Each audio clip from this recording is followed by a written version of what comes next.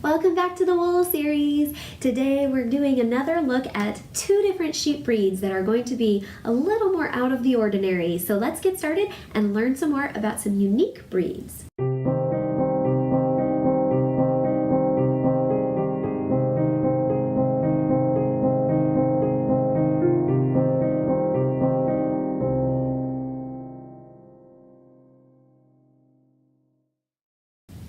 Hey there, Fiber Junkies! Welcome back to the Color Cauldron. I'm Johanna, the owner and dyer behind Potion Yarns and host of this podcast. If you're a returning viewer, thank you so much for coming back and welcome. And if you're a brand new viewer, welcome to the podcast. So for all you new viewers out there, let me just explain that we have been working our way through what is called a wool series on this show. We've taken a break for several weeks where we were looking at some other stuff, just talking about things that I'm knitting. We did a blocking tutorial last week. We did some other fun things. But it's time to get back into our wool series. So we have been taking individual breeds of sheep and looking at their different characteristics and why that makes their wool different and why you would choose different breed-specific wools as opposed to just picking a yarn to knit or crochet with that's just 100% wool. So the difference between the breeds really makes a difference in your finished object. We talked about some breeds that have a much higher draping quality, so they're really excellent for things like shawls or decorative little boleros or really pretty like drapey kind of special occasion wear. Different things that you want to have more drape to it. And then other things like our socks. We don't really care about drape. In fact, a drape in a sock is actually not a good thing because it'll cause it to fall down. So you don't really want drape in your socks. What you really want in socks is you want a lot of elasticity, a lot of really sturdiness so that it's going to last through several wearings and washings because you're going to be walking and putting how many thousand pounds of pressure every time you walk or run or whatever in your socks. You're going to want them to stand up to a lot more abrasion and wear than something that you might slip on your hands for some fancy little fingerless gloves to go out to dinner, right? So that's why it matters, why we look at different breeds. So even though we've taken a break for a while, part of that was because I just wanted to do some other things and not be in school all the time learning. But the other part was because I wanted to have some time to work with some unique breeds that I got the chance to put my hands on recently. So if you have been around the podcast for a little while, you know that back when I went to Texas in August, I had the opportunity to purchase some yarns from GothFarm Yarns.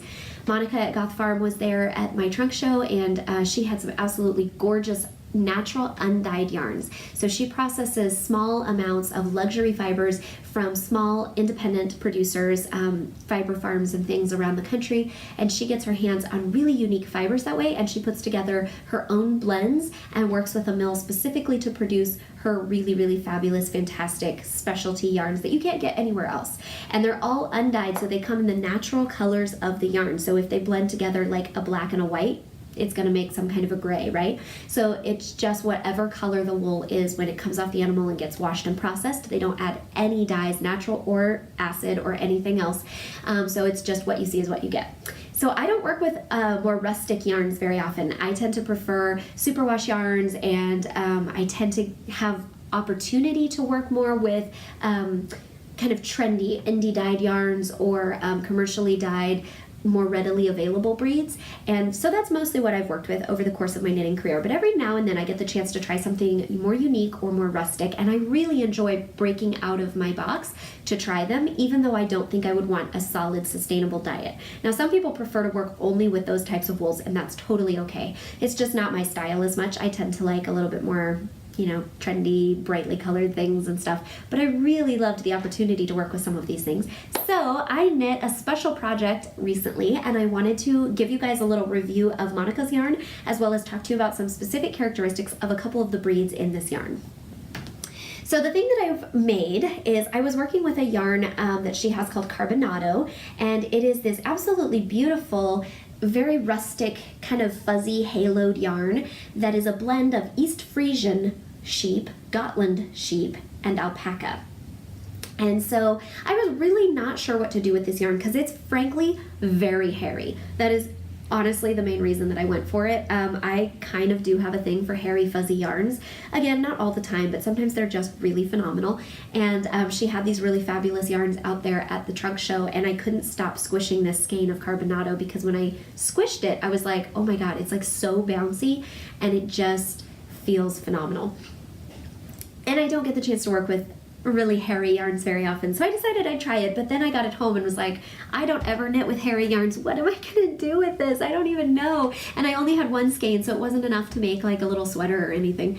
So after much debate and consideration, I decided that one thing that I never have enough of is cuffs, sleeves, and fingerless gloves. So I decided to make these kind of lacy Victorian style cuffs, and after looking on Ravelry for hours, I decided to just create my own. So I didn't use a pattern. I went off pattern and just used my own intuition and worked with what I thought looked good, and I created these really fun mitts. They're basically just cuffs they go up your arm and end before you get to the elbow. It is just a ribbed body, and so it hugs really, really tightly. So it looks like super, super skinny, right? But that's because the ribbing really stretches out. It's 2x2 ribbing. And then I did this kind of old shale feather and fan patterned lace on the cuff, and it really flared it out really nicely. And the old shale gave it this really great scallopy, wavy edge without me needing to do any extra shaping. So these are the cuffs that I made. They did require some blocking, so I did that on the lace, which is why they're actually a little bit funky on the edges. I'm hoping to wear them and kind of like soften that up a little bit. But yeah, these are my cuffs, you guys. And they don't have anything over the wrist, so you can actually fold back this cuff if you want and make like a real cute little cuff. And this is great for when you have like a 3/4 length sweater and you don't have sleeves that go all the way down, but you get a little bit chilly. You can slip this up underneath your sleeve so it comes over, like if this were a little longer sweater, it would come over kind of like that. And that way it keeps your wrists warm, but then if this gets in the way of your hand, you just fold it back and voila, you have these nice little cuffs. I'm pretty proud of how these came out, especially since I came up with it myself, but I will admit I did use inspiration from other people's patterns. I looked at just a bunch of free patterns that were on Ravelry, and I didn't find anything that was just like what I wanted. Most of them had too intricate of stitch work or were a different weight of yarn or something, and I couldn't really find anything that was quite like what I wanted, but someone else did have this similar shape, but they used a completely different stitch pattern on both the body and the cuffs. So they had a really intricate lace, and it was really pretty, but it was in a smooth commercial yarn, and I knew that this hairy yarn would just lose all that stitch definition. So I decided to use one of my very favorite stitch patterns, which is the old shale, or also known as feather and fan. I've loved this since I first started knitting, and it was the first lace pattern I ever knit, and I just really love the way it makes these really great undulating waves, and it's super easy. So I decided to work with that, and then yeah, just kind of use my intuition and just kind of made it up as I went along. So I don't have the pattern written down now, but I'm thinking about trying to reknit this in a commercial yarn so you can see the stitch definition a little bit better, make sure that the numbers work, and then maybe I'll get around to releasing a pattern. So let's talk about the wool. First of all, I wanted to tell you guys about the characteristics of 2 of the different sheep breeds that were used in this blend, just a real brief overview, and then I'm going to give you kind of my review on working with that wool particularly. So the first one we're going to talk about is Gotland sheep. Gotland is a luster long wool, and we mentioned briefly luster long wools way back at the beginning of the wool series when we just talked about general wool characteristics. I mentioned the different like fine wool categories are like merinos and things that are have a much lower micron count and are much softer and finer and small, and they tend to be a little bit more like luxury and really good for hand knitting. And so we've talked about a lot of different fine wools on the program before, and then we also talked about medium wools, or kind of that mid-range category. They're not as soft as merinos, and they're not going to be as fine of a diameter, but they're still going to be soft enough you can use them in hand knitting, soft enough you can wear them next to the skin most of the time, and they're going to be a little bit more sturdy and have more bounce, less drape and sheen and silky qualities, but more bounce and stuff. And then we talked about long wools are similar to medium wools, but they are long wools specifically were raised for being bred in Great Britain and kind of on the kind of like rugged coastal plains of Britain, and they all have the characteristics. They're called long wools because their individual ringlets are known for having a really long staple length, and they have much more of like a ringlety type of a curl as opposed to like a really high fine crimp like merino has. They're just more of like a really undulating long ringlet style. So like when we talked about BFL, Blueface Leicester, that was one of the long wools that we discussed. And that one is becoming almost as popular as merino these days in the indie dyed world, and I love that because I think it's great that we have so much more variety now of wool to choose from. Another thing that the long wools are known for. There are luster long wools, and then there are, I think they're called demi-luster. I kind of forget the exact specification, but I think it's demi-luster. And it's basically just referring to how much sheen or luster the wool has. So the luster long wools are known for having a much more shiny kind of a sheen and more of a silky feel. They're more like the Blueface luster. The demi-luster do not have the same amount of shine and silkiness, and they tend to be a little bit better for only like rugged outerwear or more kind of on the carpet industry, used more in like manufacturing textiles for next to the skin wear. It's not for clothing as much, it's more for like carpets and bags and, you know, upholstery fabrics and things like that. So the Gotland that we're talking about today is in that luster long wool category, where it has the really like long silky ringlets, and that's one of the things that I noticed was mentioned on on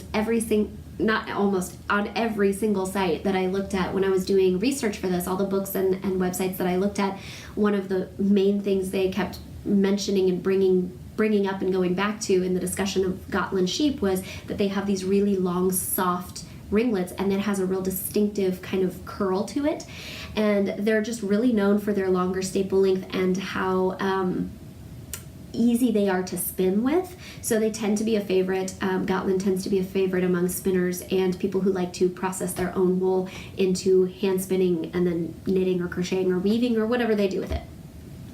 So another thing that I thought was super cool about Gotland sheep was the color of the wool. They were talking about how the huge majority of Gotland sheep tend to range in various shades of gray. There are some white and brown Gotland as well, but they tend to be in the minority. The majority of the sheep tend to have some shade of gray, but they can range all over the board from super pale silver, almost white, with just a little bit of silver to it, down into like a really blue gray. Some of them almost look blue when you have the locks off the sheep and you're just like washing and processing it, because it's such an ashy gray.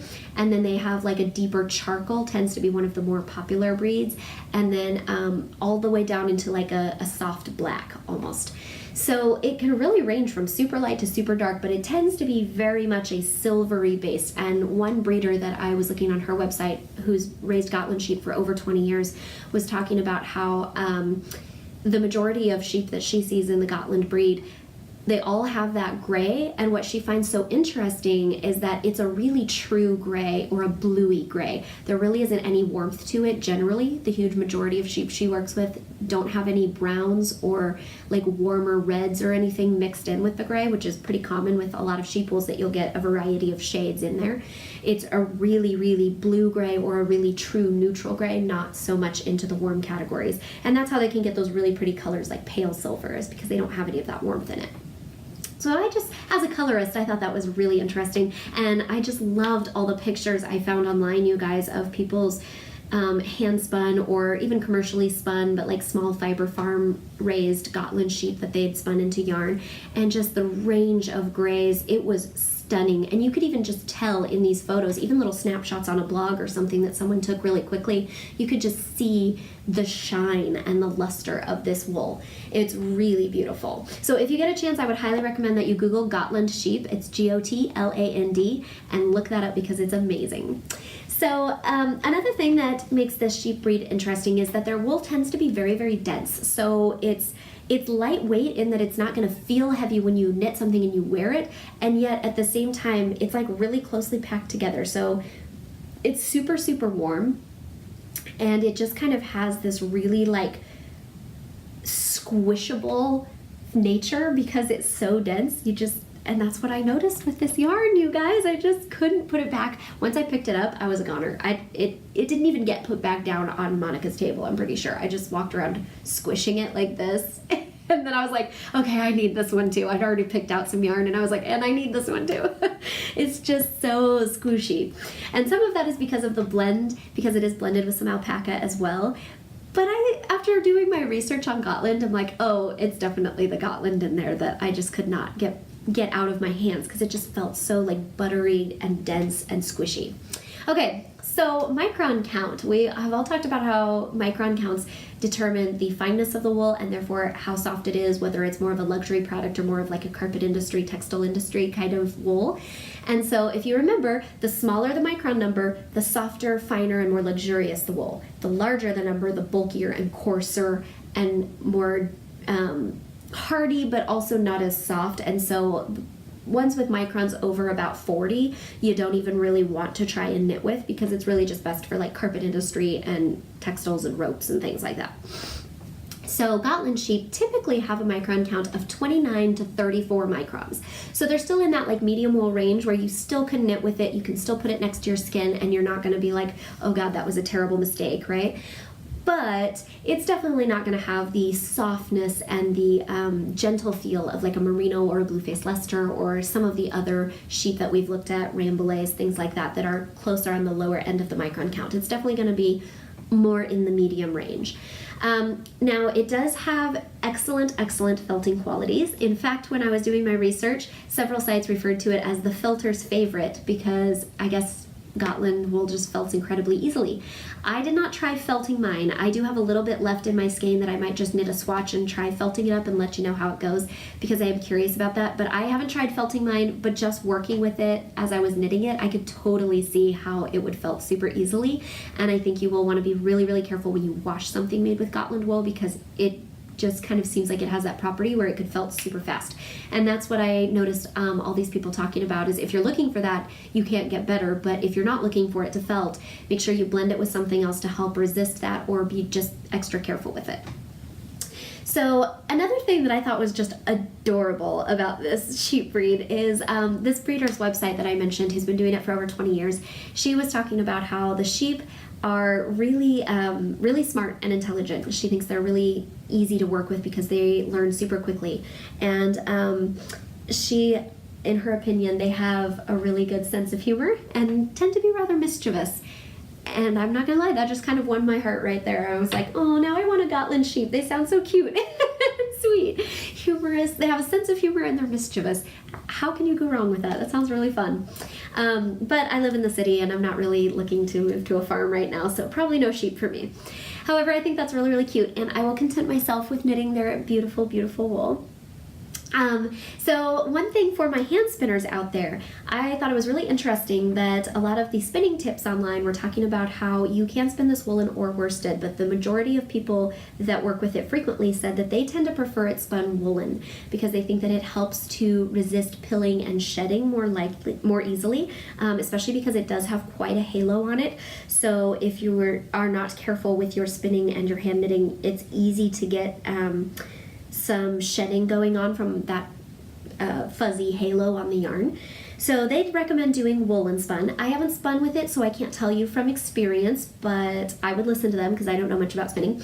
And the other thing that they mentioned was that if you can get the locks, the long ringlety locks from a fiber farm, and just use those, spin directly from the lock, or like leave long locks as like a fringe on garments that you're knitting or weaving, or use it in like art bats and things. It has that really great texture, a lot like mohair locks or something like that, where you can use the locks themselves as added embellishment without having to spin it into the yarn, which sounds really fun, and I would love to try that with something. I actually bought some hand-dyed locks from another indie dyer last year, and she was like, these would be great as fringe on a shawl, and I had this vision of this amazing like gypsy shawl with all these odds and ends knit into it, and then these long ringlety dyed locks hanging down. I haven't done a thing with it. I'm totally intimidated by it, but it sounds amazing, so you should try that. And if you can get some Gotland locks, apparently they just have a really awesome drapey ringlety structure and make an amazing fringe. Okay, so let's move on to our East Friesian discussion, and then we'll come back and talk about this yarn and the blend of the two together. So East Friesian sheep are kind of a different animal altogether. They're technically a sheep, but they're a totally different breed, and they're in a different category. So East Friesian sheep tend to be a lot more coarse than the Gotland or any of the other sheep breeds we have discussed right now. In fact, most of the websites I looked them up on, East Friesian were known more for their milk production. They have become a bit of a dual purpose breed in the last couple of decades because more and more people are starting to realize that you can blend their wool with other sheep breeds and other fibers. and it provides a lot of sturdiness and a lot of like crunchy bounce to the yarn. But you do kind of have to blend it in, because honestly, from what I was reading online, very few people are going to want to knit with exclusively East Friesian wool. It's just much more coarse, and it is used more for like carpets and textile industry, not hand knitting and not clothing. So if you do knit with 100% East Friesian, first of all, I would never tell you not to. Go for it, especially if you can get your hands on a fleece and you can wash it yourself, process it yourself, spin it yourself, etc. Then you can probably figure out how to spin it well where you could actually use it next to the skin. But it seems like the majority of the time, if you are knitting from it at all, and it's not blended with anything else, you would probably want to use it more for outerwear things, like maybe like a jacket that's going to go over another long sleeve shirt, so it's not like right next to your skin. You wouldn't really want to use it for a cowl or a scarf next to your very delicate neck skin, so you probably want it more for like outdoor mittens, some rugged over socks maybe, or slippers that go over other socks. Something like that, where it's not going to be in contact with your skin and it's not going to cause any irritation, because it is a lot more coarse. It does have a 4 to 6 inch staple length, so it is on the medium to long side. It's not like super long, but it's longer. And it has a really, really high, tight crimp. So it does have that really great bounce to it, and like this, I think of it as like a crunchy wool. It's got that kind of like rustic crunchiness. Again, not going to be your favorite thing to knit with unless you blend it, but it is going to give it amazing crunch and kind of like bouncy loftiness. It has really great loft. Now, what I thought was really interesting is the East Friesian sheep originated in Holland and Germany, and then after some time they were shipped out to like New Zealand and crossbred with some other breeds, etc. And one of the things that I noticed was that the majority of websites talked about how East Friesian are really a really ideal breed for crossbreeding. That's basically one of their highest functions, is they were originally developed to produce milk and meat, but specifically milk, in Holland and Germany. And they still have really, really great milk production. So around the world, they're still used mostly for their milk and their meat. But they have become a bit of a dual purpose breed, because they've realized that they can blend them into wool and get a little bit more use out of their sheep. But their main function is to be crossbred with other breeds to help to increase the fertility of the breed. So East Friesian sheep, for whatever reason, like to have their babies, and they have a lot of them. And so when somebody is struggling with a breed that seems to not be having as many babies, and they're like kind of dying out, or they just really need to increase their production quickly and get more sheep, they will often bring in the East Friesian and kind of crossbreed them with another sheep to kind of help bump that fertility level up. So that's really kind of their main purpose nowadays in the world, is to just kind of help increase the breed's output, so to speak. But again, you can find them in, a lot of times in smaller farms, and smaller mills will produce them blended with other yarns or other wools to create a yarn that you can actually knit with. And then again, of course, as I mentioned, they're often used in like the carpet industry and things we wouldn't want to knit with, but we have a lot of other great uses for in our day-to-day lives. So that's kind of where we are with East Friesian. Now, this yarn that I got from Monica at GothFarm has the East Friesian and the Gotland and some alpaca. And so what does this mean for this yarn? This means this yarn has a really great squishable factor. It's very, very dense. It feels just really like dense and compact in your hand, both in the skein and once it's knit up. And it has really, really high felting qualities, so be really careful when you wash it and work with it. The other thing that this means, and this was the thing that stood out to me the most, is it's hairy. It is so fuzzy, you guys. Again, I kind of love that, but not for every day.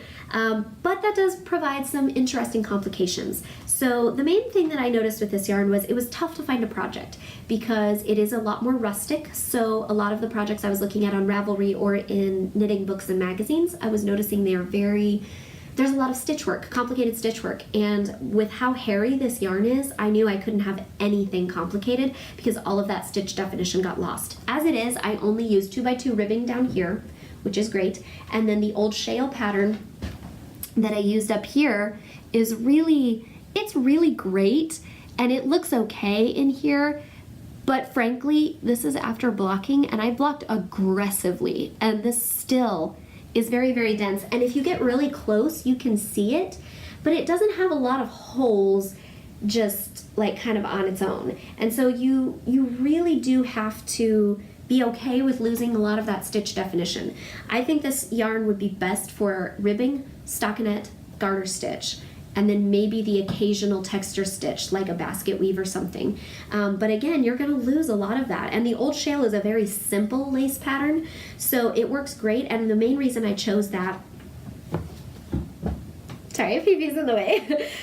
The main reason I chose Old Shale for this top was because I knew that it would give it that really great scallopy edge, and that's what I really wanted, was this flaring part that goes over your hand to really flare out and give that lovely scallop and that kind of wavy feel.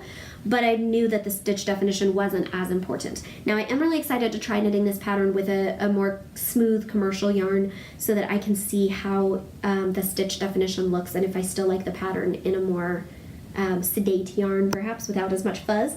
But I thought this was a good choice for this one. Another thing I noticed when I was knitting with this, and this might be something that you don't like, but I personally loved it, and I think a lot of people would really love it, is that as I was knitting with it, I can only describe this yarn as buttery. That's the best way I can think to describe it. Now, it wasn't wet. I was going to say it's really, really moist, and I was like, it's not. It's not wet at all, but it just feels like it just slipped off my needles really beautifully, and it had this like amazing like high lanolin feel as I was knitting it, which I think is due to the minimal processing of all of Monica's yarns over at GothFarm Yarn. I personally love that. Again, it's something I'm not used to with most of my more superwash and commercially processed yarns, and like my hand-dyed yarns feel amazing in my hands, but they don't feel like that. And again, I don't think I'd want everything to feel like that, but it was kind of fun to knit with that for a while. And I noticed like my hands just felt like everything was super soft, almost like it had lotion on it or something. And I think it's just the lanolin, and it felt amazing. So I highly recommend this yarn. I definitely think it's awesome. What you don't want to do with this yarn is something with really complicated stitch work, like we mentioned, because it's hairy. You don't want to do something that's going to have a lot of abrasion. So this would be terrible for socks or slippers unless you were going to felt it first. This would be really, really bad for anything that's going to see a lot of that kind of abrasion. So I almost made some fingerless mitts or gloves out of it, and I thought, you know, if it was more of like a decorative fingerless glove that I was just wearing indoors when my hands are a little cold, it'd be great, which is kind of why I went with the cuff idea. But if I was gonna make like mittens because I'm gonna go out and like shovel the snow off of my driveway, this probably wouldn't be the best because of its high felting capabilities. It's going to felt really easily, like in the palm or wherever you are having a lot of abrasion going on.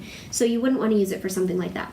You might not want to use this if you are someone who does not care for rustic, minimally processed yarns. Probably nothing at Monica's website is going to be your jam if you're really not into that, but I have yet to meet a knitter who isn't eager to at least try it once, and the majority of knitters I know, even people like me that tend to produce or prefer commercially produced like superwash yarns and things like that are less of the rustic style, even people like me love the occasional foray into it, so I would highly encourage you to buy just one skein of something kind of more rustic like that and try it out. And if you're one of those people that just loves it, oh my gosh, go crazy at Monica's website because it's amazing. I really loved it. So I recommend it. Carbonado from GothFarm Yarns. I will put a link to Monica's shop below so you can go check it out and try that out. And I would highly recommend that you Google East Friesian or Gotland sheep and just do some more research, especially the Gotland. The East Friesian was like, there wasn't as much information out there, mostly because it's not typically a hand knitting wool. There was some, and it's kind of interesting, but the Gotland was like real interesting. I kind of fell down the rabbit hole for a minute on that one. So I hope that helps you guys and that you enjoy working with more rustic yarns. They really, really are fun, and I would love to hear your experiences. If you guys have tried working with either of these types of wool, or if you get the opportunity, let me know how you like it, what you think of it, and yeah, that is going to conclude our wool series for today. So I'm going to go ahead and cast off. Love you.